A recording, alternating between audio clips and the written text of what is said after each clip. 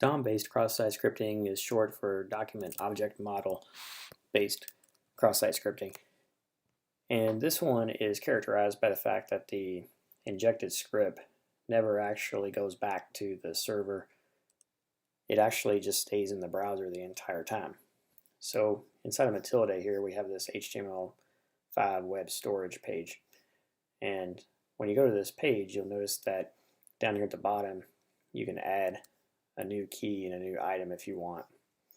And so if you want to make it a little easier to see what's going on, what you can do is you can delete some of the items that are already in there. That'll just clear up the page a little bit. So whenever we enter a key and an item and then click the add new, you'll notice what happens is a new line gets added to the table. But this information is not actually being sent all the way back to the server. What's happening is whatever you type in here is just being added to the page by the JavaScript on the page itself. So this data is never really traveling across the network. It's just being read by the JavaScript program on the page, and then that local script, if you will, that's only running inside of this one browser goes ahead and adds this information into the page. You can see these scripts. You can just do Control U in Firefox, or you can do View Page Source in any browser, and then scroll down to the bottom where the local scripts are that do all the work. When you get down near the bottom, what you'll see is the scripts that are adding information to the page. And right in here is where the table gets built. And then eventually what you'll see is that a message gets posted, and the vulnerable function that needs to be fixed in this application is right here. We have the message span.innerHTML. So the innerHTML function is vulnerable to cross-site scripting because it does not output and code the information.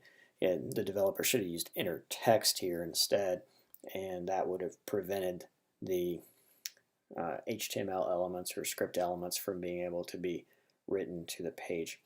But again, this document object model based cross-site scripting is simply being input on the page. The JavaScript on the page itself is picking it up, passing it into this function here to this variable pMessage, and then the parameter pMessage is being set by the inner HTML function as a child of the message span. And you can see that here.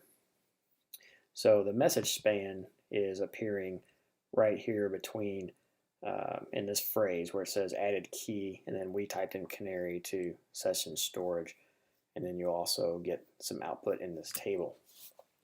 So let's watch what happens when the key is not just a piece of text, but that is actually HTML.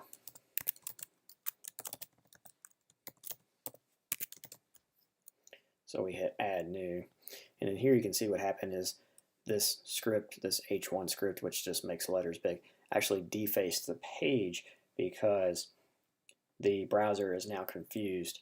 Even though we inputted this information is what's supposed to be data, the browser can't tell the difference between these script elements here and data, so it just interpreted those scripts the way it usually does, which is as HTML. If you use the inner text method, what happens is this information that is input is no longer ambiguous anymore, and you can see the effect here in the table. Notice how all the data that was typed in is simply printed out on the page. It isn't executed at all. There's no confusion here because an inner text is used. But down here where there's an inner HTML, the browser wasn't sure which part of this was data and which part of it was script. So the parts that looked like script, it just went ahead and ran. But hopefully that helps explain the document object model or DOM-based cross-site scripting. And the key point to remember is that the injection does not travel back to the web server or come from the database. It is injected and stays on the actual page rendered in the browser itself. Effectively, it never leaves the browser at all.